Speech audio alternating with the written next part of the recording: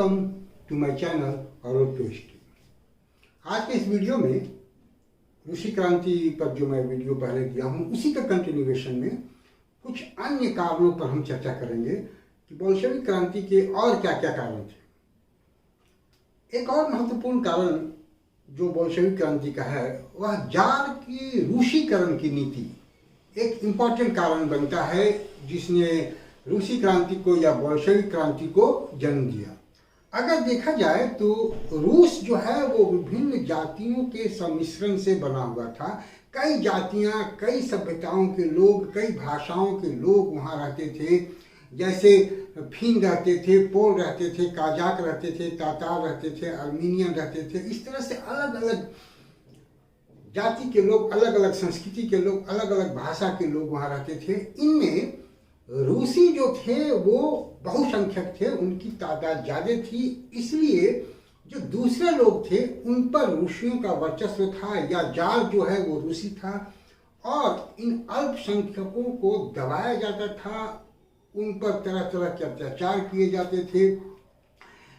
Jar जो है वो रूसीकरण की नीति अपनाने लगा, एक धर्म और एक जार का नारा दिया गया और जो उनकी भाषाएं थी उन भाषाओं पर भी प्रतिबंध लगा दिया गया और उन पर रूसी भाषा थोपा गया।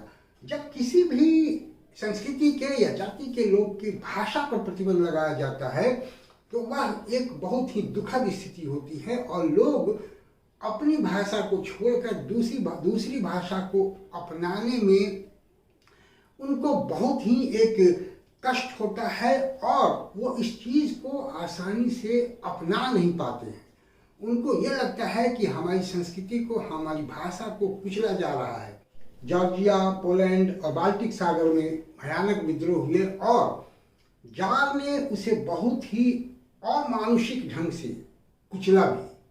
तो इससे लोगों में और भी विद्रोह की भावना फैली और जो बोल्शेविक क्रांति हुई उस क्रांति में ऐसे अल्पसंख्यक लोगों की भी भूमिका महत्वपूर्ण थी, क्योंकि ये पहले से ही जार से खाल खाए बैठे थे, पहले ही ये जार के विरोधी थे और अपनी संस्कृति, अपनी भाषा को बचाना चाहते थे। तो अपनी संस्कृति और अपनी भाषा को बचाने के लिए जो बोल्शेविक क्रांति हुई उसमें क्रांतिकारियों का साथ इन लोगों ने दिया।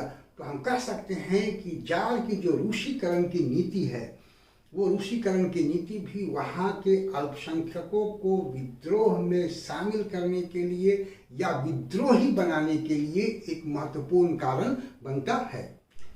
रूसी क्रांति का एक अन्य कारण जो माना जाता है वो माना जाता है बौद्धिक क्रांति। रूस में भी कुछ बौद्धिक क्रांति हो रही थी, कुछ बुद्धिजीवी हो रहे थे जो वहाँ के लोगों को जागरूक कर रहे थे, वहाँ के लोगों को समाजवादी विचारधारा से प्रभावित कर रहे थे। पश्चिमी यूरोप में जो उदारवादी विचारें थी उनका प्रभाव रूस पर पड़ रहा था। हालांकि जार और जार के जो प्रतिक्रियावादी पदाधिकारी थे इन विचारों को पूरी तरह से कुचल रहे थे, लेकिन कोई भी विचार जो है उसको पूरी तरह से कुचला नहीं जा सकता है, उसका प्रभाव देर या सबेर पड़ता ही है। रूस में भी कुछ ऐसे विचारक हुए जिन्होंने वहाँ के लोगों को प्रभावित किया, जैसे कि तुर्गनेव, दोस्तोयेव्स्की, इस तरह के विचारक वहाँ जन्म लिए। फिर टॉल्स्टॉय। इनके विचारों ने जो बुद्धिजीवी वर्ग थे या जो पढ़े लिखे वर्ग थे रूस में उनको प्रभावित किया और वो राजनीतिक अधिकारों की मांग करना शुरू किए और एक तरह से वो जार के खिलाफ होने लगे। इसके अलावा कार्ल मार्क्स, मैक्सिम गोर्की, बुकानिन, ये ऐसे विचारक थे जिन्होंने समाजवादी विचारधारा को लेकर लोगों के बीच रखा, एक नई विचारधारा लेकर आए और इनके समाजवादी विचारधारा से जो श्रमिक थे, जो किसान थे, वो बहुत प्रभावित होने लगे और एक व्यवस्था परिवर्तन की बात होने लगी, लोग जार के खिलाफ होने लगे। इसी समय देखा गया कि निहिलिज्म अर्थात शून्यवाद की विचारधारा भी समाज में फैलने लगी, जिसका मुख्य जो उद्देश्य था, जो मोटो था, वो व्यवस्था परिवर्तन उसका मोटो था। तो इस तरह से अलग अलग विचारधाराएं रूस में फैलने लगी। जार या जार के जो प्रतिक्रियावादी पदाधिकारी थे उनके लाख प्रयत्न के बाद भी इस तरह के विचारों का प्रचार प्रसार पढ़े लिखे लोगों के बीच, किसानों के बीच और मजदूरों के बीच होने लगा और वो इससे प्रभावित होने लगे और ये जार के खिलाफ हो गए, या जो इस तरह की पुरानपंथी व्यवस्था थी जिसमें मजदूरों और किसानों का सिर्फ शोषण हो रहा था, ऐसी व्यवस्था के वो खिलाफ हो गए। और हम कह सकते हैं कि ये जो बौद्धिक क्रांति है, ये बौद्धिक क्रांति भी एक महत्वपूर्ण भूमिका निभाती है बोल्शेविक क्रांति में। जितनी भी क्रांतियां होती हैं, अगर रूसी फ्रांसीसी क्रांति की हम बात करें या अन्य क्रांतियों की बात करें, तो उनमें बुद्धिजीवियों का भी कहीं ना कहीं कुछ रोल होता है।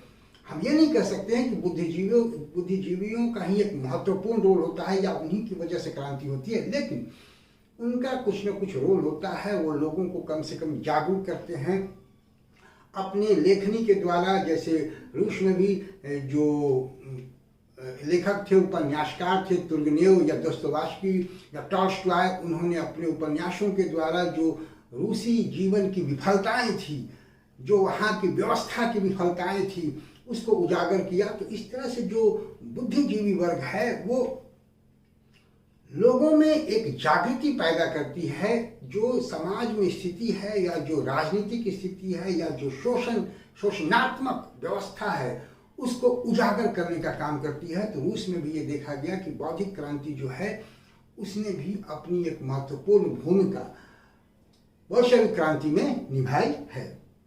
तो आज के इस वीडियो में इतना ही। उम्मीद है कि आपको अच्छा लगेगा। पसंद आए तो आप इसको खुद भी देखें, अपने दोस्तों को सजेस्ट करें और मेरे चैनल को सब्सक्राइब करें। अगले वीडियो में मैं कुछ अन्य रूसी क्रांति के जो कारण हैं उसके साथ आपसे मुखातिब होऊंगा। Thank you for watching me. See you again with a new video and new causes of the Bolshevik Revolution.